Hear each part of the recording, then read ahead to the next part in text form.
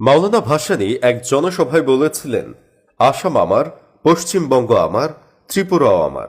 এগুলো ভারতের কবল থেকে ফিরে না পাওয়া পর্যন্ত বাংলাদেশের স্বাধীনতা ও মানচিত্র পূর্ণ হতে পারে না। কলকাতা যদি বাংলাদেশের অংশ হয়, তাহলে বাংলাদেশ হবে বিশ্বের তৃতীয় বৃহত্তম জনবহুল দেশ। চীন এবং ভারতের পরের স্থানে থাকবে বাংলাদেশের জনসংখ্যা। বাংলাদেশ এবং পশ্চিমবঙ্গের সম্মিলিত জনসংখ্যা দাঁড়াবে প্রায় ৩৩ কোটি। তাছাড়া কলকাতা বাংলাদেশের অংশ হলে বাংলাদেশের আয়তনও বেড়ে যাবে। বাংলাদেশ পেয়ে যাবে তার নিজস্ব বিশাল ভূখণ্ড।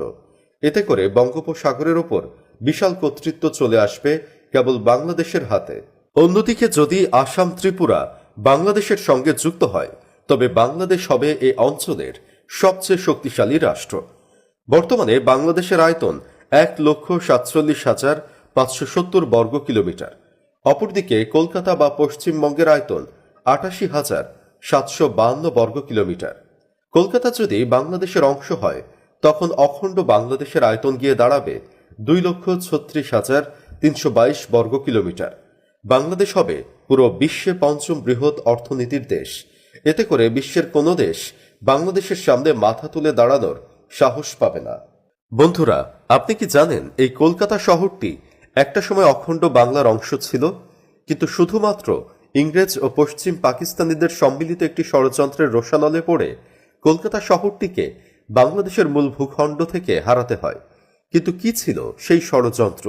ঠিক কি কারণে কলকাতাকে বাংলাদেশ থেকে আলাদা করা হয়েছিল, এবং কলকাতার মানুষ কেন আবারও বাংলাদেশের সঙ্গে যুক্ত হতে চায়? এর সবকিছুই জানতে পারবেন আমাদের আজকের ভিডিওতে। আশা করছি ভিডিওটিতে একটি লাইক দিয়ে শেষ পর্যন্ত দেখবেন। তো চলুন শুরু করি। ভারতের স্বাধীনতার আগে কলকাতা ছিল ভারতের সবচেয়ে ধনী ও জনবহুল শহর। ব্রিটিশ শাসন আমলে পুরো পশ্চিমবঙ্গ রাজ্যটি কলকাতা নামে পরিচিত ছিল। ব্রিটিশ শাসন আমলে কলকাতা ছিল ভারত, পাকিস্তান এবং বাংলাদেশের রাজধানী। কলকাতা শহরটি থেকে ব্রিটিশরা ঢাকা থেকে দিল্লি পর্যন্ত শাসন করত। তাই কলকাতা শহরটির গুরুত্ব কতটুকু তার বলার অপেক্ষা রাখে না। ব্রিটিশ শাসন আমলে কলকাতা ছিল পুরো এশিয়ার মধ্যে সবচেয়ে ধনী একটি শহর। একসময় লন্ডনের পর সমগ্র ব্রিটিশ সাম্রাজ্যের দ্বিতীয় গুরুত্বপূর্ণ রাজধানী ছিল কলকাতা। বর্তমানেও এই শহরটি ভারতের শিক্ষা, অর্থনীতি ও সংস্কৃতির প্রধান কেন্দ্রবিন্দু। আধুনিক ভারতবর্ষের শিল্পায়ন শুরু হয় মূলত কলকাতা নগরীকে কেন্দ্র করেই।